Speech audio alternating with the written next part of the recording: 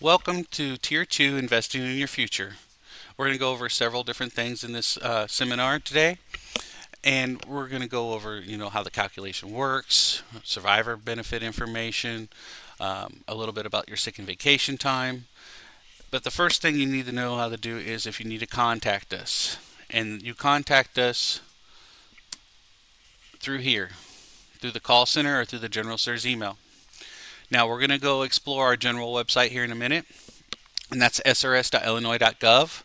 You don't have to log into that. Your member services account we talk about later, you will have to set that account up to be able to see your pension dates and benefits and amounts. And we'll go through all the different screens that would be on your online account for your member services. But first, we're going to go through the general website after we do terminology. So, terminology is an annuity for your. The word annuity means monthly pension payment paid for the member's lifetime. And that's important to realize that when you start your pension, this is for your lifetime. And it doesn't say that on this screen, but later on we'll talk about survivor benefits too. If you as the member were to pass away, your spouse is then eligible for that pension as long as you've been married at least 12 months prior to your passing for their rest of their lifetime. And also, if you're eligible for health insurance, the spouse would be eligible for health insurance with that survivor benefit. Now, when it comes to CPI, CPI stands for Consumer Price Index. So annual pension increases are half the CPI or 3% of the pension, whichever is less. So when it comes to the raises you're going to get later on your pension, this is what we use to determine those raises. Tier 2s are individuals who became a member of SERS or reciprocal system after January 1st of 2011. And then vested is once vesting service credit has been met, members will qualify for a monthly annuity after reaching their eligibility date to retire. And for a Tier 2, you need 10 years. So that vesting not only gives you a pension, though, it does also give you the health insurance with your pension. When it comes to our general website, when you Google srs.illinois.gov, it's going to pop up a picture of our building. Now, we don't have a little arrow there, but if you look at the left side of the building, but below our SRS logo at the top of the page here, State Employees Retirement Systems. That's what you're going to click on. And when you do that, it takes you to everything you're going to need. So it takes you to general information about insurance. So if we looked above this, the fourth guy in the pictures above his head, there's insurance there. It's got disability information if you ever need to go out on disability for something at work. It's going to have also publications, which is the far at the top below the SRS logo. Publications is the right above the State Employees Retirement Systems where it says the big words. But we're going to look at actually the retirement information for this seminar. So if we clicked on retirement, which is right here, it pops up more information about your retirement. You just got to know if you're a Tier 1 or Tier 2, and you got to know if you're regular formula or alternative formula. Generally for Tier 2s, most members are regular formula. It's only if you worked at IDOC or IDJJ, or maybe you were sworn, that you would be the alternative. On our next screen, we're going to look at the calculators tab. Again, this main page, once you always see the 4 people, you're on the main page to get to everything you need to. The calculators tab, though, actually has a Social Security benefit estimate calculator. Technically, that's just a link to ssa.gov, and that's where you can sign up for your Social Security account information. And I do recommend doing that because Social Security doesn't mail out a lot of things anymore. So if you want to see what your future Social Security amounts look like, you can sign up for that ssa.gov, and that's under that Social Security benefit estimate calculator. And then we got the sick and vacation chart, which we're going to go over a little more in depth later on in this seminar too. We got the service credit calculator also for that sick and vacation time. But that chart's kind of neat to look at because it's got your days. The number of days are listed in columns. And then those days equals service credit for your account later on. And we'll go over that a little more in depth on how that works and helps you. And then you also have the pension estimate calculator training video. So everybody's online account now, where you find your pension benefits and amounts, there's a calculators tab, which we'll go over here in a little while too. It has a pension estimator under there, and then this video will help you show you how to use that. Now, when we go to member services, This is what we want everybody to do, is sign up for your member services. You will have to sign up to a personal email. No longer can use a work email. I will give a little heads up though. This online account is Okta. So a lot of members we have found use Okta at work now. That's IL Workforce. That's different. For signing into your online account, it's going to be the regular Okta. And you also will use a personal email for your online member service account. You will no longer can use a work email. So we're going to say we clicked on the bottom arrow here, signing in using the IL login. When you do that, it pops up this box. So if you've already set up your online account, you just put your personal email in there. But if you're going to sign up for the first time, you use the sign up button. And then when you do that, it looks like this. You're going to put your personal email to sign up to this account, your name, and you're also setting up your password at this time. Now, to do this, you will need a letter sent to you from CSRS. You just email us, or you can call our call center, or you can email us. Either way you choose, and you'll request this verification letter for your signing up for your online account. And again, this letter will have a verification code on it you're going to need. And it's going to have instructions on how to do this. So if you've never signed up for this account, or maybe you have signed up for it a few years ago, that old way the login is no longer good. So if you're trying to use old information, that no longer works. You need this letter to do so. And then when you're signing up, this will be the screen that you enter your information. Now, when you get into your online account, it always pulls up on the CSRS membership record first with the basic tab highlighted. If you notice, there's more tabs to the right of the basic tab, and we're going to look at each one of those. But let's concentrate on the left. We're going to go down also in this video the different tabs to click on and what pops up to the right on each of these big gray tabs on the left. So just to kind of look at this screen though first, anything you see underlined, like you see Tier 2 underlined, or this pay code down here, this 10-000, anything underlined when you click on opens up more information. You cannot change or do anything to this account. It just pops up more information for you to view. The pay code's actually kind of important, especially when you get to retirement. Your pay code will be different though. This is just a general example. Everybody's pay code's based on the agency they work at. But that pay code, when you click on it, will open up payroll. It opens up information on your agency's payroll, who's listed under your payroll, who's listed under your retirement as your retirement coordinator. It opens up information again on contact information for your agency where you work. And then the bottom is always nice. It kind of tells you your current rate of pay, what you're making per month now, based on the steps and salary you're at currently in your job title. The next screen, though, is the account tab. And again, anything underlined opens up more information. And we're going to go through all three of these things that are underlined here. So first, we're going to start with the total contributions. Your total contributions you paid in so far with the system. In this course, every time you get you work and you get a paycheck, that payroll file comes in. We put more contributions in with those earnings that you just earned and reprocessed and put on your account for your pension calculation. But there's two parts to your retirement contributions. One is for retirement.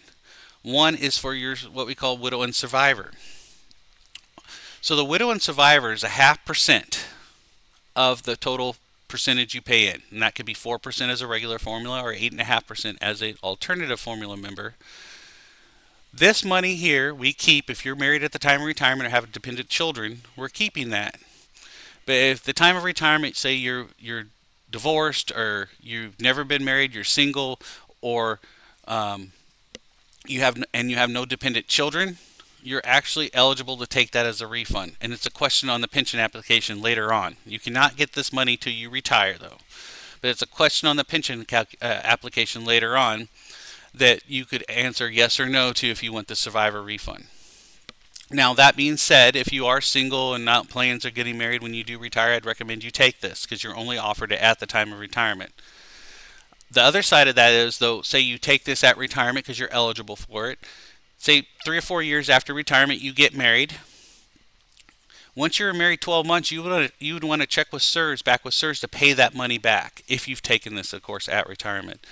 Because if you never paid that money back, that new spouse would never be able to collect a benefit or survivor benefit, even though you might have been married at 12 months at that time. So again, if you're not married at the time of retirement and you take your refund, once you married, say you get married later on after retirement, no matter how many years after retirement, once you were married 12 months, you need to check with CSRS to pay this back if you want to establish a spousal benefit or survivor benefit for that new spouse. Now, again, if you had a dependent child or married at the time of retirement, you're not going to be able to take this refund anyway, because we need to keep that, because that's what ensures that spouse that you've been married to all those years gets a benefit for the rest of their life. Our next underlined amount is our FAC, our final average compensation. This, for tier 2s, it's always the best 96 consecutive months out of the last 120 months worked. So it's basically the best 8 years. The consecutive means they have to be grouped together. You can't jump around years. They have to be all grouped together. And on yours, it's going to tell you your year range and everything. This shows you what your FAC is here and today, but when we look at your pension calculation later, it's going to have a FAC for the future, because our system knows what your rate of pay is per month. So if you do that for 8 years, you know that's what your FAC is going to be, because it adds up 96 months and then divides by 8 or divides by 96. So that's how it does an average. That's why your FAC never usually matches the current rate of pay you're making, because it is a 96-month average, unless you did that rate of pay again for a straight 8 years. Now, our next underlined line is our earnings in service credit by calendar year. This is really nice to look at. As a tier 2, you will not have what we call a qualifying period. The date you started working for the state, the date you started contributing to CSRS for your pension. But that doesn't mean you may not have a short period or something like that later, back in years ago. Or maybe you've taken a refund at time because you only worked for a few months or a year or so and you left the state and then you didn't think you were coming back, so you took a refund. Now you come back and that time is now missing on your account because you took that refund. Or say you've purchased something. These yellow highlighted lines you see here is where this member, for this example, has purchased something. So, like for instance, they purchased something in January of 2014. That's that 1.333. So anytime you buy something, it goes into the month you purchase it. And that's the other thing too. You cannot buy your way in the tier 1. So say you had this short period years ago before 2011, and it was like for 3 months, and you could buy that. You can buy it, but it doesn't change your tier. The service purchase goes into the month you bought it. You can't, again, go back and put that contributions. You would actually had to have a contribution in the system prior to 2011 to be considered a tier 1. So, you can't buy your way in the tier 1.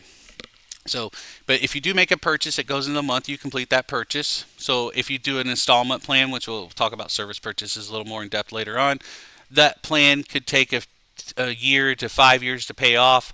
Once it was paid off, that's when the service credit goes into your account. But this kind of gives you an idea what your monthly pay was each month all the way from the beginning of your career. If you look off to the far right where it says totals, as long as you have a 1 in there, that means you got a full year's service credit totals. For instance, this example in 2018, they don't have anything posted in December yet. So that's why they don't have a 1 there yet. But that's just because when we did this example, the payroll just hadn't posted then at that time. That's the other thing too, it takes a while for your payrolls to post. So when you think about it, you get paid 2 weeks behind from the schedule. When you work it, it's 2 weeks later you get paid, and then it can take a couple weeks after that. So you could be looking at 3 weeks to a month before the payroll you actually earned in the pay period posts into your online account. Our next tab is our benefit tab. This is actually the most important tab because this tells you your retirement dates and pension amounts.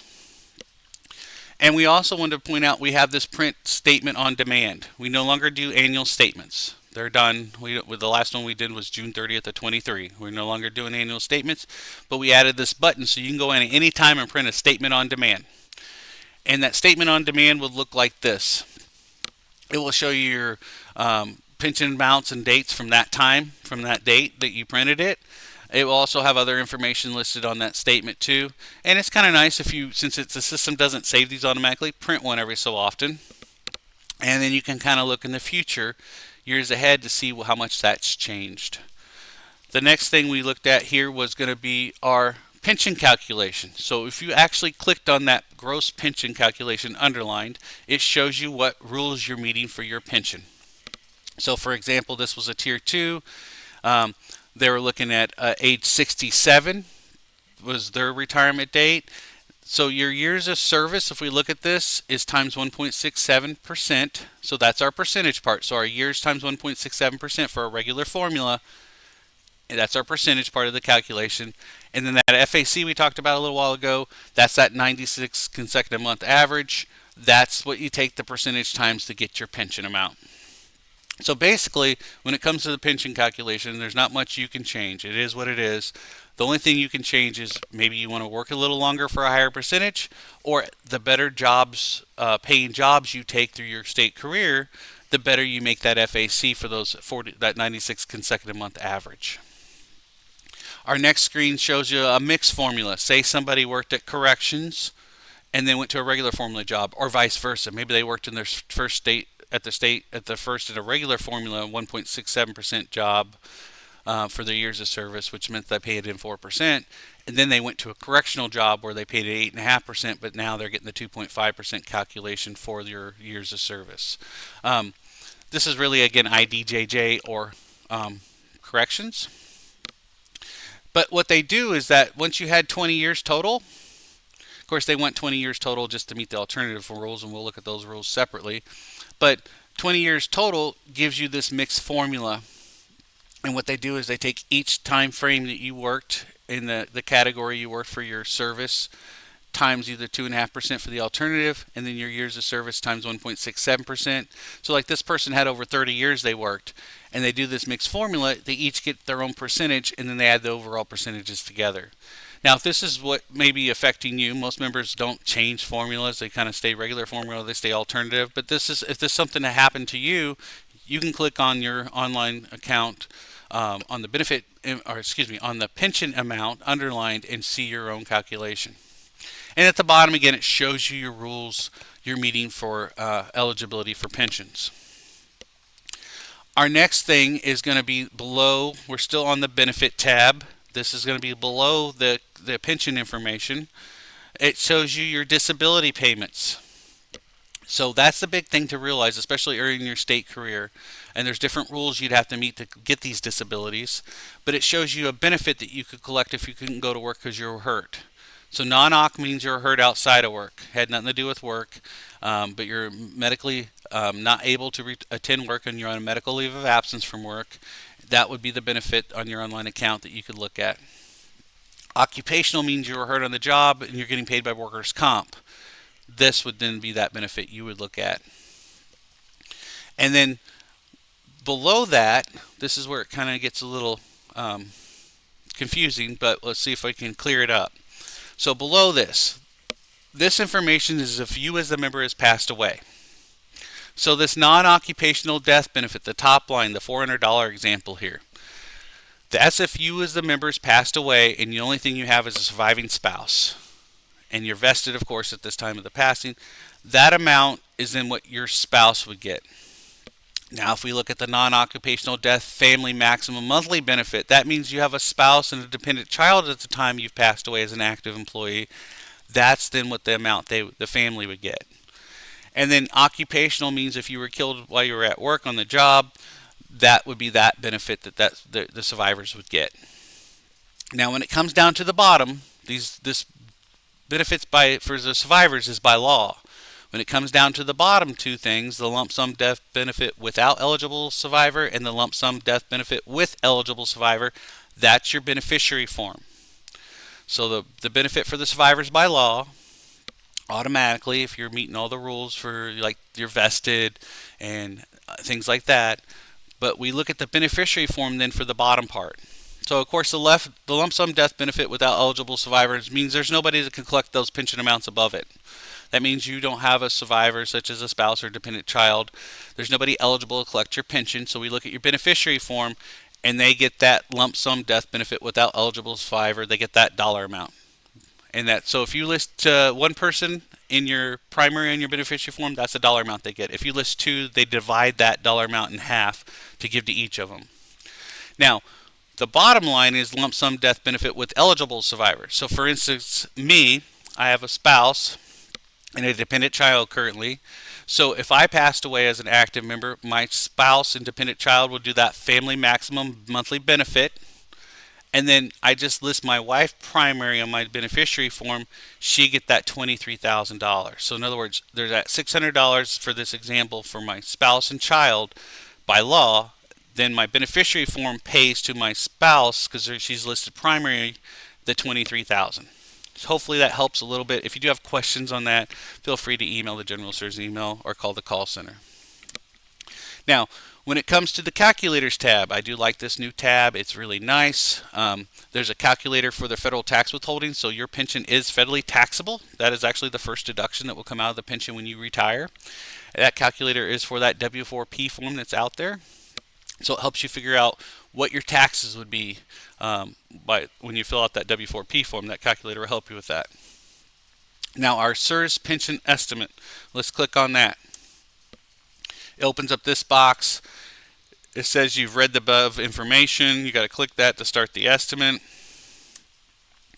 And then this first page, since we're talking tier 2, everybody started after 97. So when it comes to these different sick times you can enter, the only thing you'll enter is your sick time in after December 31st to 97.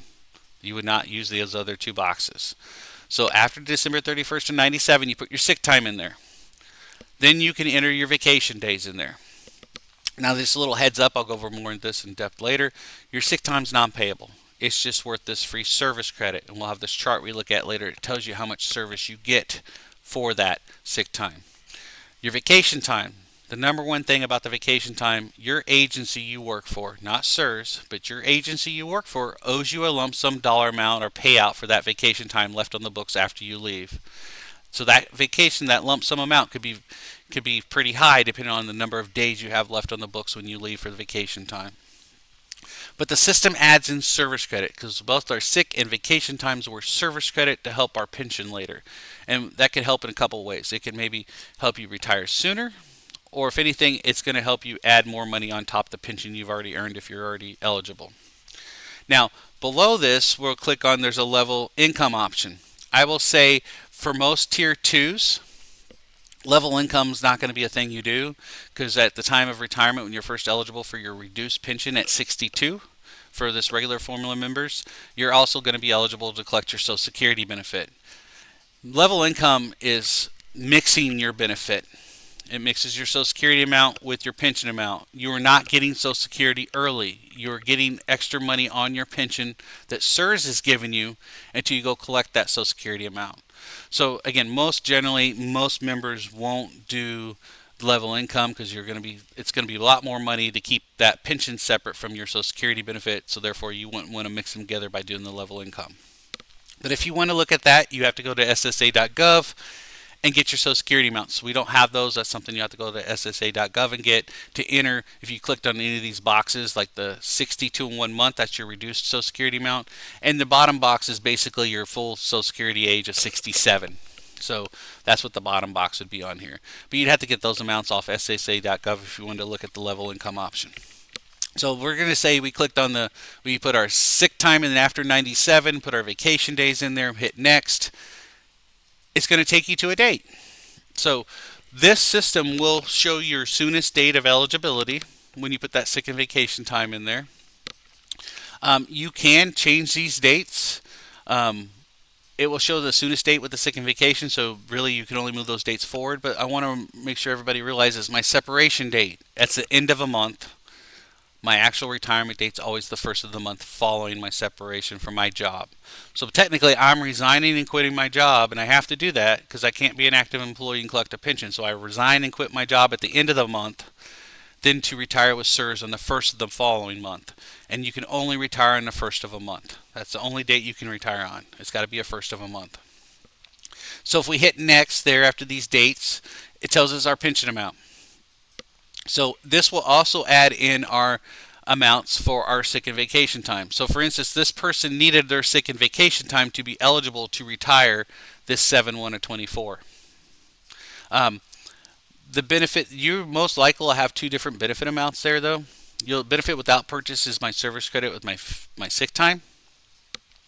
The benefit with purchase is my service credit with my sick time plus my vacation time service credit. So that's why those amounts would be different.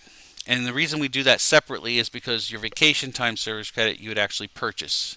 And we're going to go through a little thing about that here in a little bit to kind of give you an example how that works. So our next screen is going to be our nominated beneficiaries. Make sure you keep those updated with CSRS. Your agency might need something on their side too. Your form for beneficiaries is just for CSRS. The one you fill out for us is just for us. You might need to fill one out for deferred comp. You might need to fill one out for your life insurance now through the state, which is currently MetLife. Those are all separate forms. One doesn't update the other. And then your agency might have something they want you to fill out for them too. But when it comes to the beneficiary form, it looks like this. And it's kind of hard to see on here, but there is a little hash mark here in the middle of the big dark bold square. So if we look at the example at the top here, beneficiary name, first, last, middle, initial goes above the little hash mark. Then you have the relationship and phone number below the hash mark, and so forth with the street address, and then put the city, state, and zip. We do need the birth date. Last four is optional, so you don't hesitate turning this in if you don't know their last four of social. That's not a problem. Just we definitely have to have the birth date. Of course, if you know the last four, put it on there. It's not going to hurt anything. When we list primary, we're looking at those first.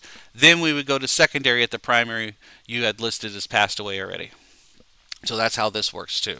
And if you say you list two primary, then they're evenly splitting the amount if they're eligible for anything when you pass away. They're easily splitting 50. They're getting 50% each. You can designate percentages out to the side, like if you wanted one to get 60%, the other would get 40. You can do that. Just write it off to the side. Same with the secondary. But again, we're looking at primary first. Then if the primary person at that time has passed away, then we're going to go to the secondary. Now your beneficiary information, again, keep it current. State employees have 3 possible beneficiary forms, meaning you'd have one for us, one for the life insurance, and one for the deferred comp. Make sure you update if the names change, like if you had dependent children and they got married and the names change, or if their addresses change. Make sure you turn in a new form for that. Make sure you identify that person. Make sure you tell us if they're your son, a spouse, a daughter, niece, nephew, whoever, friend, however you want to identify them on that beneficiary form. And if you have a minor listed as primary, then their guardians, of course, is going to have to take care of the money for them if they're under 18. If you have no beneficiary on file, your estate will be your beneficiary. That takes a little longer to then get all the things taken care of in our system, because the estates take a while to go through the process. Now, when it comes to our demographics, this page is information. Again, we get off your payroll file. We can't change your address in our system. We can't change your birth date. We can't change anything on your account while you're actively working at the agency you're at. So if there's something wrong on this demographics page, you need to go through your payroll and you do what they call a C26 form to update that information on your payroll file. That will then in turn update your CSRS account. Only after retirement can you update your information directly with CSRS, after you're just under us. But right now you're under your agency and their payroll. So again, make sure SRS has current addresses by changing your address or by filling out an employee address certification C26 form at your agency with your payroll department. Forms and applications. Every form you'll need currently right now is on your online account. So your beneficiary form is the number one at the top. What's nice about these is when you pull them up, they're PDF. So you can type in them before you print them. You do have to always sign your forms. We will not take a digital signature. Any form you submit to CSRS, you sign. And you can also submit those forms by scanning it to into a PDF and send it to that general CSRS email, which is listed on the second screenshot of this seminar for contact information. Now, bottom forms, those are your packets. So the pension packet's on here. But the packets you might need before retirement, before that pension packet, is maybe for disability. Again, if you're hurt outside of work, that's the non-OC. If you're hurt on the job where you're getting paid by workers' comp, that's the occupational. Some agencies do not tell the members they need to submit paperwork for us, especially when you go on workers' comp. It's a lot of times you're getting paid by workers' comp because you're on an occupational disability, but you got to fill out the paperwork with us because we're going to pay you the difference when you're, especially when you're on workers' comp, that they're not paying you over there from that benefit. And non-OC, of course, you need to fill that out if you're hurt outside of work because you may not have enough time to on the books to carry you through the whole time you're going to be off on that medical leave of absence. So you want to get a benefit from us, and we'll go over the different benefits and what they pay here in a little bit later on in this seminar. Service purchases. So when it comes to ordering a service purchase, you do that through your online account. That's the only way to get the cost for something. So you might have military, you might have short periods. Again, you might have a refund even, but you will not have a qualifying period. As a tier 2, you would not have a qualifying period. So we're going to click on this and look what it would look like to order a service purchase. So if we clicked on that link, again, that top link here, request the cost of optional service purchase for which I may qualify. When you get to the next screen, this kind of shows you an example of somebody that's ordered something already. These letters are only good for 6 months. These service purchase letters are only good for 6 months. So once that 6 months pass, you can no longer use that letter. You have to order a new one. But this at least shows you a good example of somebody that's ordered it correctly. So you'd see their name, you'd see the planned retirement date submitted by, submitted date that you submitted that, and then status would be in review or in processing, depending on what part it is at that time and how long ago you ordered it. But when you're ordering it for the first time, it will have all this filled out. If something was missing, you may not have clicked on the submit button or something. So let's order and start a new estimate. Click the blue button.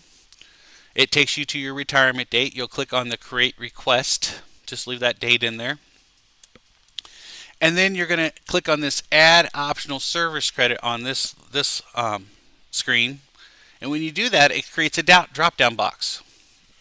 So this drop down box, you have several different choices. Again, you wouldn't have a qualifying period, but you might have military service. Maybe you have a repayment of refund or a short period. So since you wouldn't have the qualifying period, short periods do not need date ranges, but everything else you would order on here would need a date range, a to and from date. So like if my military service, I was going to look at ordering active duty military time, I'm going to put my date I was started my active duty to the end date I was done with my active duty. And then if you're doing a military service purchase, it's the only time you'd have to send in like what we call a DD-214. Anything else you wouldn't have to send. You wouldn't have to send anything else to us except for the military purchase time. So let's say we selected one of those, and we go to the next screen, and it's going to ask you to add that, and then don't forget to go down to the bottom after you've done that selection on that drop down box and click submit request, because if you don't submit the request, it's not going to go through. So click submit request. The other thing on our service purchase tab, and you won't even use this till you retire, and this could be a month prior to your retirement to a day prior to retirement. But this bottom link, the sick and vacation contribution election, what this is going to talk about is buying service credit with your vacation time.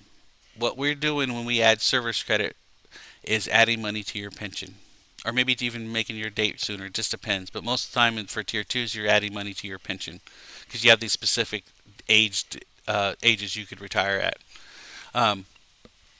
This will not be something you do until your agency retirement coordinator or payroll coordinator tells you to do so. And again, this isn't done until like a month, possibly to a day before you leave to retire. When you start your pension packet now with us, your packet's the first thing you do. You turn that into SIRS, and then that packet starts a case of retirement in our system. Now electronically, your name pops up on your agency's dashboard for retirement. And the information they used to submit by paper is no longer done that way. It's submitted through the dashboard, and they just click submit after your retirement date and goes right into your account. So again, this is not used, nor will there be anything under this link until your agency tells you to go out there and do so. And again, that's not done until a month to a day or so before you retire.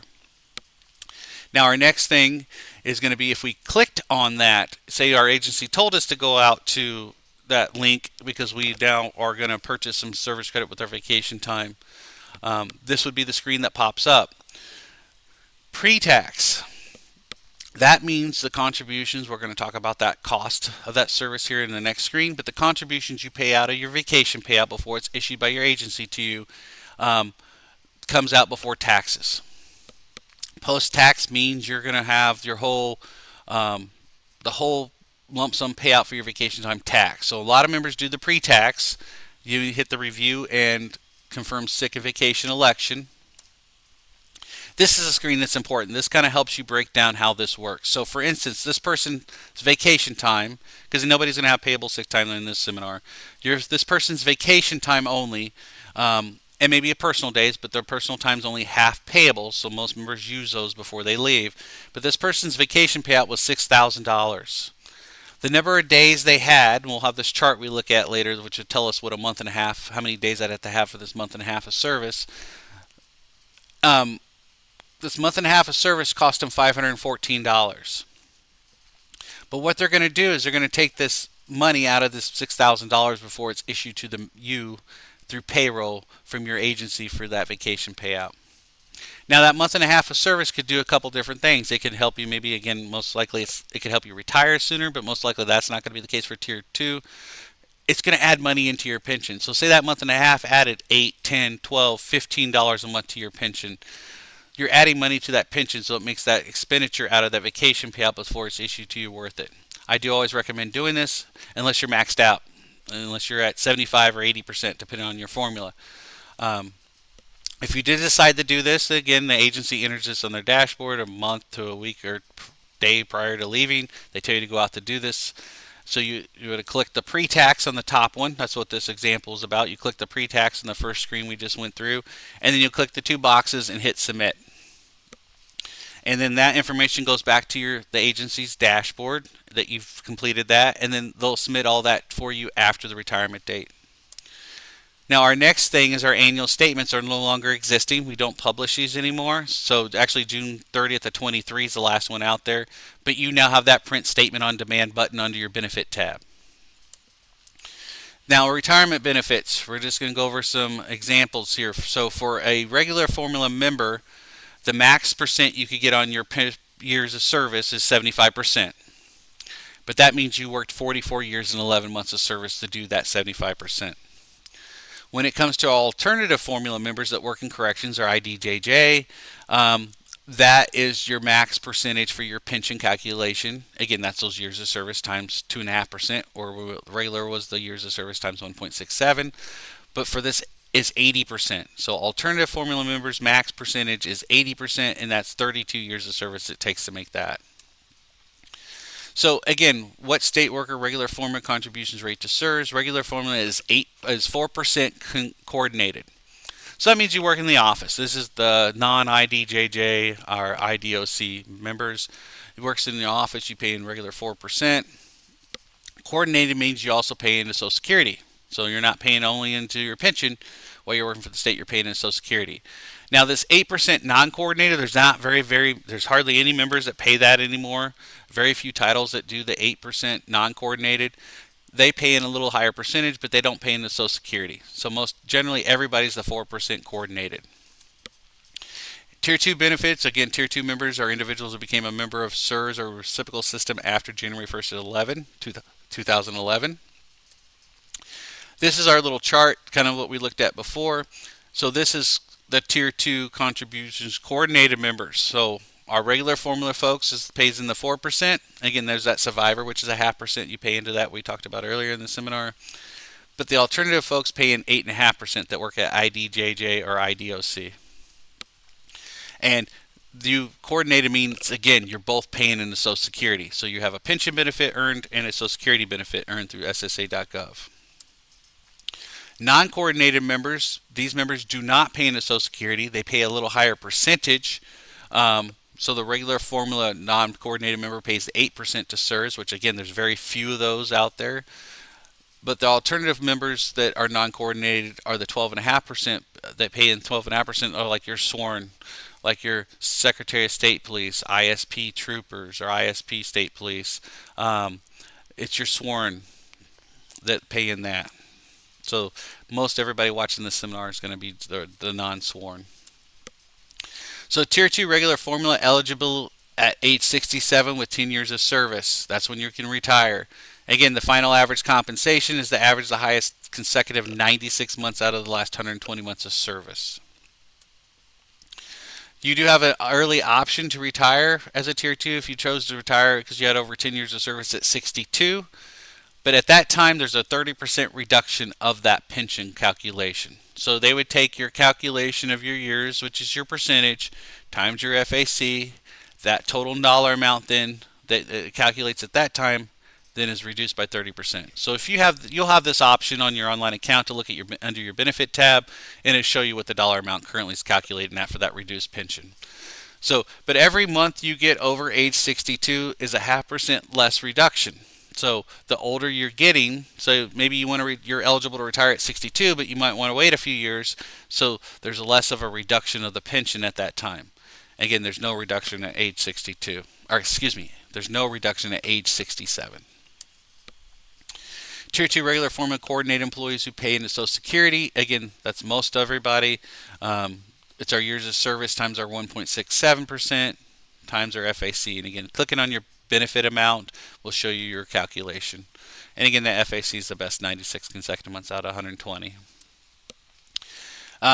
Tier 2 regular formula non-coordinated, again, those are the ones that pay in the 8%. There's very few of those, but they do get a little bit of calculation because they don't pay into Social Security and they're paying a little higher percentage to us. But again, there's very few job titles out there that do this, but they give you 2.2% times your years of service. So it's a little bit better than the 1.67 for that not paying into Social Security. Now, as for which benefit's better, probably the one you pay into Social Security and our pension benefit for that you pay in the 4% here, you're probably going to get more money. And every Tier 2 always uses that same 96 consecutive months out of the last 120 months. It doesn't matter what job you're in. It's always the 96 highest consecutive months out of the last 120 months for your FAC. The retirement benefit is calculated on the maximum salary posted on your website. This amount increases annual by 3% or half of the consumer price index, whichever is less. And that's talking about when you're eligible to collect your pension. Now, you would not get your first raise until after age 67 for the regular formula folks. Age 60, alternative formula, like you work at corrections, is age 60 with at least 20 years of alternative formula service. Again, they use the same FAC, though, the best 96 consecutive months over the last 120 months worked. It's just they get a little better calculation for their years of service at the 2.5%, but you also pay an 8.5% for your contributions. So again, these are the two titles that are in alternative formula that are coordinated. They also pay into Social Security, of course. And then this is the calculation, the way it works for the alternative formula folks. The years of service times 2.5% times, again, that FAC equals the pension. And again, Tier 2 COLA increases is, again, 3% or half the consumer price index for the preceding calendar year, whichever is less. Tier 2 increases are non-compounding.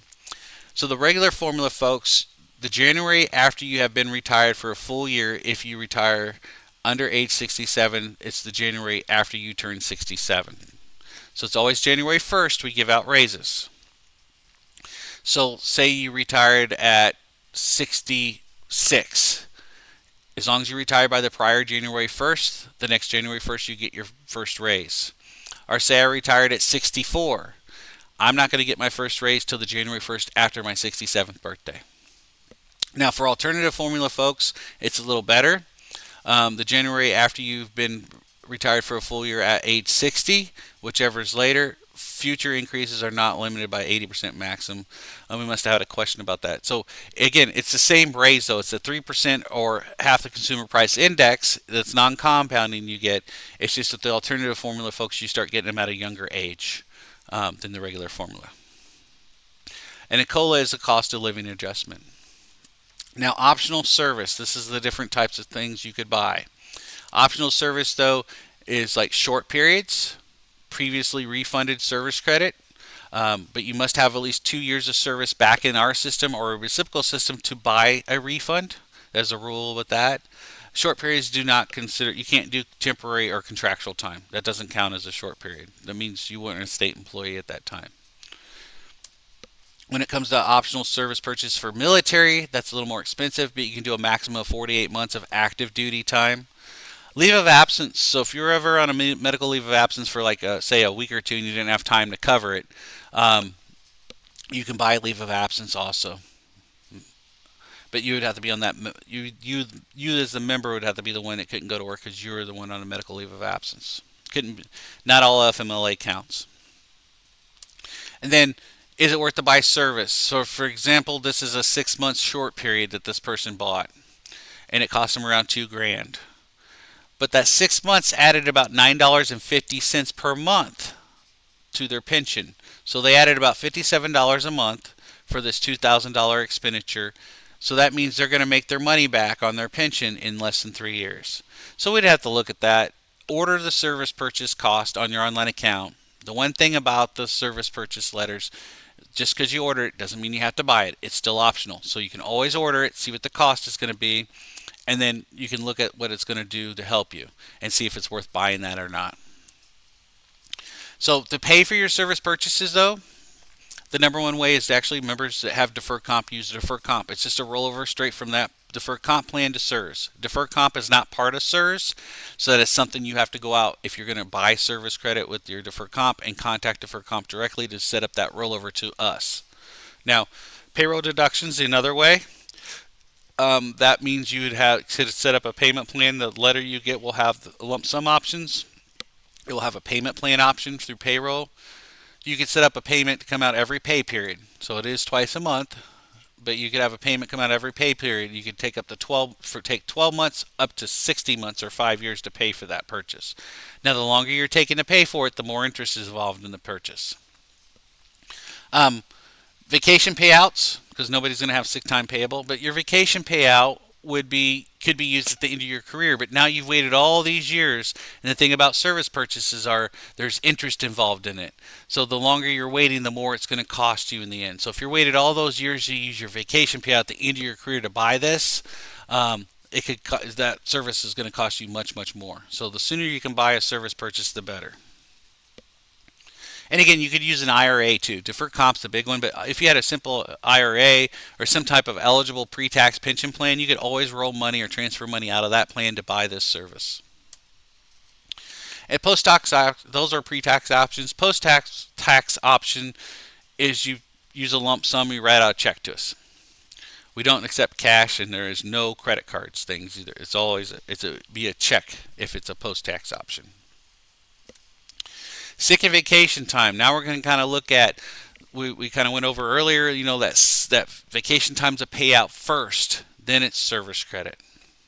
And that example we used earlier was like a month and a half of service. So we use this, the service credit can make you eligible to retire sooner, it can increase your pension, and it counts for insurance. So say somebody was started later in life and they had 9.5 years, and they need that 10 years to retire. So they would say they were 68, and they could use this sick and vacation time to get them to their 10 years for an eligible date to retire.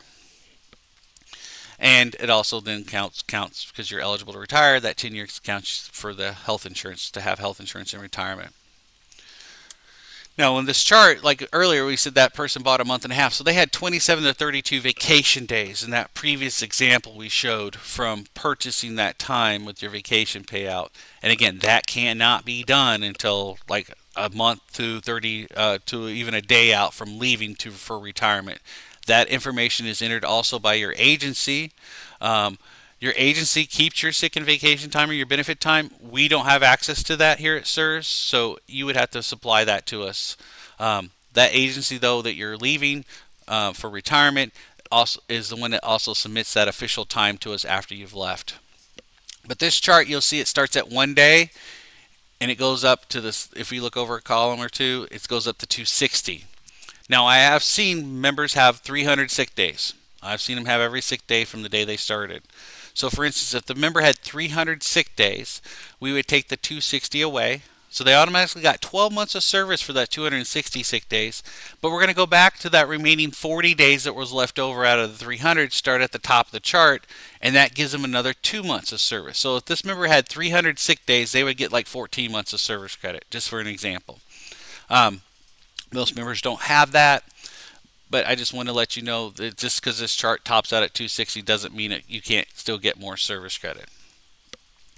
This chart is also used for the vacation time. The vacation time, though, is a payable event. Each day has a value.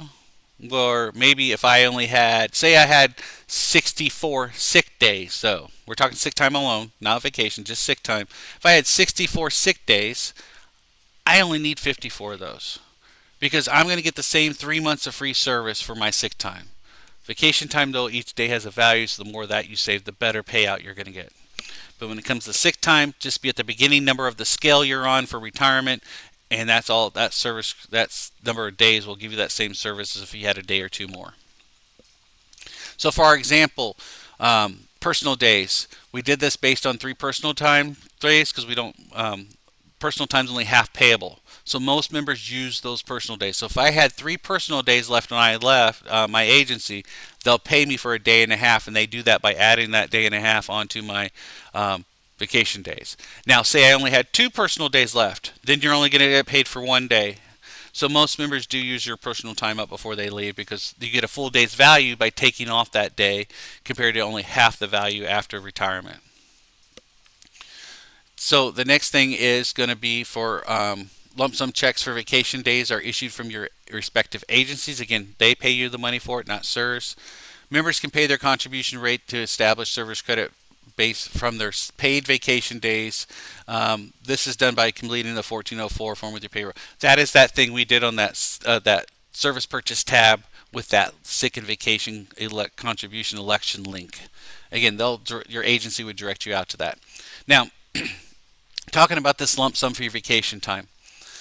Deferred comp is not part of CSRS. I do recommend you check with deferred comp about rolling your vacation payout to your deferred comp, or check with your agency about rolling your vacation payout to your deferred comp when you do retire. By doing so, you'll save some money on taxes. You'll actually keep more of your money. You'll pay less taxes. So that's something I always recommend to the members. And that information can be done with the agency. And again, you can do that up to usually about a month out from retirement. This is when you have that conversation with your agency. Now we're going to talk about reciprocal time. Reciprocal time. So there's 13 systems. Make the choice at retirement to use reciprocity.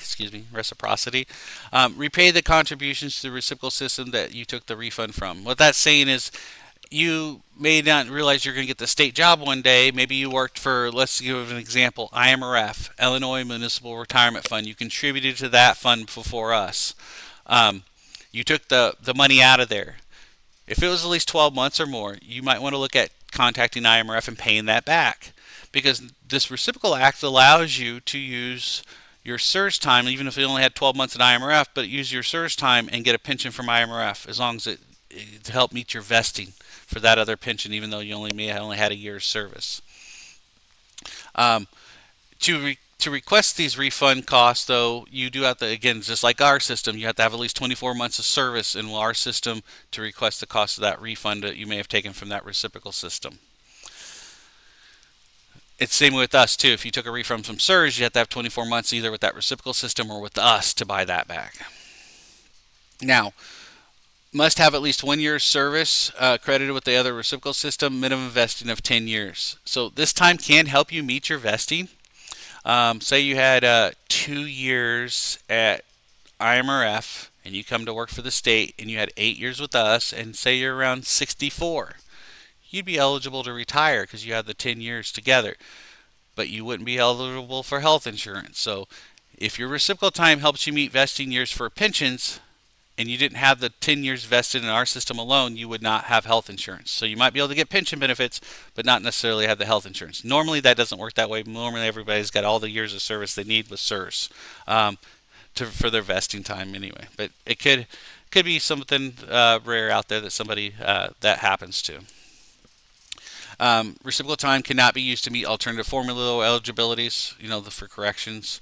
Not all reciprocal systems count towards health insurance. Only eligible SIRS and TRS time if the member is vested with SIRS. So what this is saying is, if you, depending on where you work under state university's retirement system, that time in that system could help you meet your 20 years with SIRS. So say you had 15 years with us and 5 years with teachers retirement system for sure.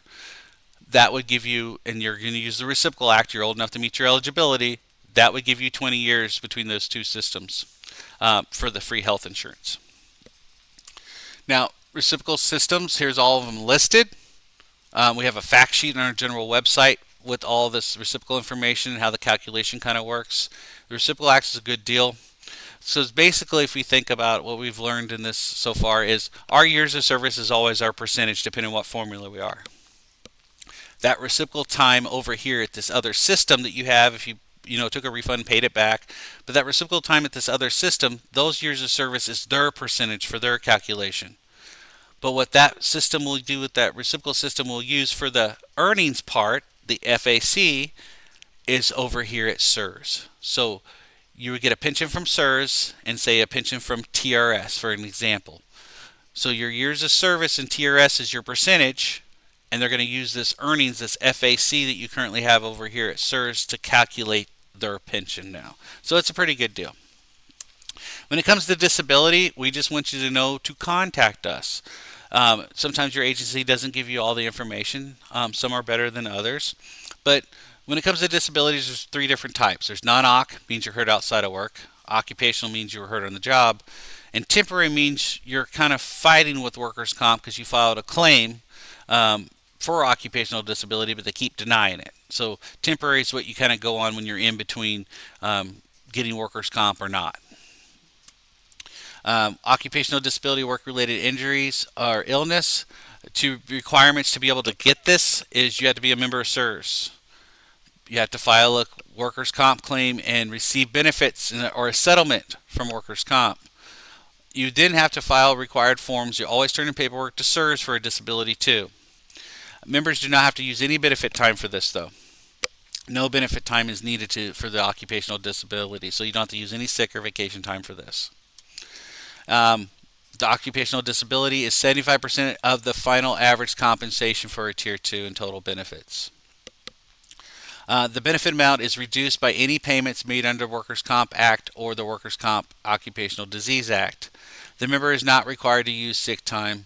FAC for the Tier 2 members is the average of the 96 highest consecutive months of the service within the last 10 years. So basically, you're going to get 75%. You're going to get a percentage of 68 and something from workers' comp, and then the rest you'll get from SIRS to equal that 75%. So workers' comp's paying you most of the money, but by doing this occupational disability packet, we're giving you the rest of the money. But while you're doing this, we're looking at making it look like you're still at work, making those same earnings you would have made at work, making those earnings like you would have made at work, and giving you service credit while you're out on this disability. Your disability ends though when your doctor releases you to work, or you resume employment. If your TDD payments stop, that's what your workers' comp payments are called. That's when your disability ends with SIRS, or you've reached age 65. Now, if you begin the disability after age 60, you could be on it only for a max of payable up to 5 years. Temporary disability, again, you must be approved for a medical leave of, an approved medical leave of absence is not required for the temporary like it is for the non-OC. But this means you filed a claim, you keep getting your workers' comp claims denied. You do have to have at least 18 months of credit, though, in the system to be able to do temporary. Your claim for TTD or your payments from workers' comp was denied. You filed an appeal with the Workers' Compensation Commission for an application of adjustment of claim. You must have submitted the required forms to us, the temporary disability packet, that's what that means, and you've not received or had the right to receive any compensation from your agency for at least 30 days. Now, it doesn't mean you didn't use maybe some sick time or something to cover that 30 days, but you don't have to while you're fighting this. But again, if it's denied though, or the temporary disability ends if the SIRS, we just determine you're not disabled. So again, we not only the agencies, we have to approve you for that disability. You do have to have again 18 at least 18 months accredited service. You must submit your required forms. You've also appealed with the Illinois Workers' Compensation Commission. You must have served a 30-day waiting period from the last date paid. Um, when it comes to the workers' comp claim, it keeps getting denied. You do have the option if truly we find you disabled and your agency determines you can't go to work because you're on and they put you on a medical leave of absence. You then can write this letter to us that says you're not now and will not in the future seek any compensation from the Illinois Workers' Compensation Commission for injury or illness. By doing that, then you can go on non-occupational disability. But non-occupational disability's got different rules. Non-occupational disability means you had to have at least 18 months of service credit with SIRS or reciprocal system service with TRS or SURS. You must use all your accumulated sick time on the books before you can do this. You must be granted a medical leave of absence by your agency. Must apply by submitting all required forms to SIRS. Again, that's the non-oc disability packet. SIRS determines you are disabled, so we have to do that. And disability must continue beyond 30 days after stopping work. So depending on the number of sick days, though, you could be off for quite a while using that sick time up before you would start getting this non-oc disability for us from SIRS. How long can I stay on this? So you can only stay on non-oc disability for half of the active service credit. So again, our example is if you work 10 years, you could be on it for 5. Now let's just say you only worked 4 years at the time this happened. You could only be on it for 2. Tier 2 members may take full retirement for when your disability ceases. So if you had non-oc and it ceases, it stops, you'd have to have 10 years accredited service and become at age 67 if their disability ends at age 65. A Tier 2 member may take a reduced retirement if they are between ages 62 and 67 with at least 10 years of accredited service. So if you had, say you got 10 years in, but you're in your non-oc disability ceased, and you're in your 50s, you're still going to have to wait till 62 to 67 to retire. How much is my non-oc disability? It's 50% of the final average compensation. That's what we pay you. But again, while you're getting paid by us, just like the occupational or temporary, anytime you're getting a benefit from us, that's putting service credit and earnings in your account, goes towards your pension. So you may only be on the non-oc, you're only getting half of that money, but it's looking like the full amount of money posting. Now, not too many can do this anymore when it comes to pregnancy because they get 12 weeks off of maternity leave. If it's something you need to pass the 12 weeks, then that's when you do the non-oc disability packet and supply us with the medical condition that would keep you off work from your doctor's office. It does not apply to the tollway employees. Now, if you needed time off prior to the 12 weeks because you hadn't delivered yet, that's medical evidence and the non-oc packet is supposed to be turned into SIRS also. And you must be off more than 30 days prior to having the delivery date to be able to do this. Now, benefit reduction. Non-occupational disability benefits will reduce by Social Security amounts. So once you're on non-occupational disability, once you're on there for about a year, and you know you're gonna need to remain because you're still disabled on there, they make you apply for Social Security disability.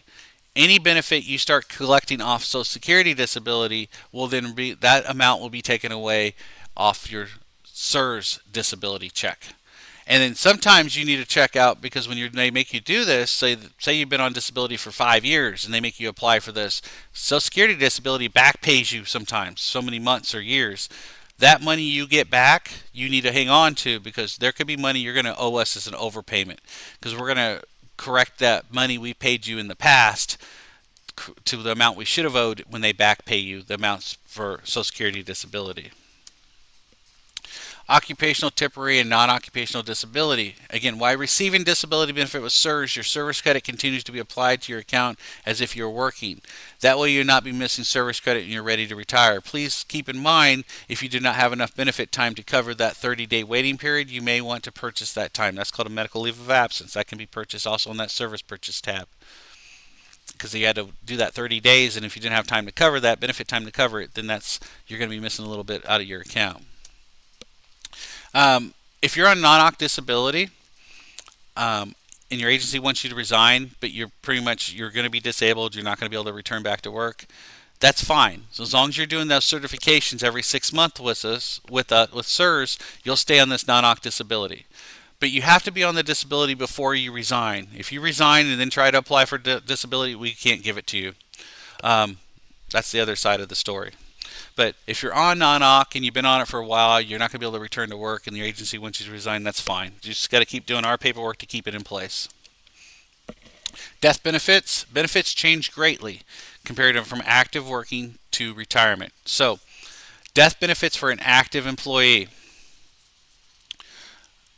So, a survivor benefit, meaning a spouse or dependent child under 18 or a child that's under 22 that's a full-time college student that's unmarried, the survivor benefit would get a lump sum of $1,000 and a monthly annuity of 66 and two-thirds percent of the accrued pension, and insurance if possible. Basically, if the member was vested, though, they'll get the insurance.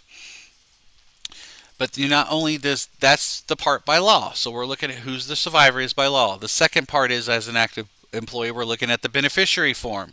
So retirement contributions in portion to the nominated beneficiaries plus interest. So say the member passes away, they have by law a spouse. The spouse can get the survivor benefit. And then the next thing is going to be, we're going to look at the beneficiary form for the bottom part. And so that if that spouse was listed primary, they're going to get the contributions plus the interest. And again, that's that lump sum death benefit with eligible survivor. That's going to be under your benefit tab in your online account. Your next thing is going to be, though, for death benefits with no qualified survivor. So that means you have anybody that can collect a monthly pension. No dependent child, no spouse, nobody that's eligible for a pension benefit. We're going to go straight to your beneficiary form. And again, this is on your benefit tab on your online account. It's lump sum death benefit without eligible survivor. And they're basically going to get the dollar amount. Whoever you have listed primary on your beneficiary form, they're going to split that dollar amount. It's all contributions plus interest, and what makes that a little bit more is we're not paying anybody, of course, a monthly pension. There's also 1 month's salary for each full year of service credit up to 6 years in that. So that's why that dollar amount's higher than the one with eligible survivor. These are very important resources. I mean, if you need to contact us, again, there's our information, there's our call center, there's our general web address, so you can look at our online our website. And there's our general SERS email if you need to email us about anything or submit any paperwork. CMS Deferred Comp is a separate entity from SERS. Deferred Comp's actually, it's good. They have little seminars and webinars you can watch. Empower is currently the investor Deferred Comp uses. Their number's at the bottom. That account is separate from SERS. We don't know what's in there. My Benefits, your health insurance, is separate from SERS. That goes through your agency right now, where you're an active working member. That information, our benefit choice periods are May while you're actively working, and that takes effect July 1st. So My Benefits is who you contact about health insurance, life insurance, and dental.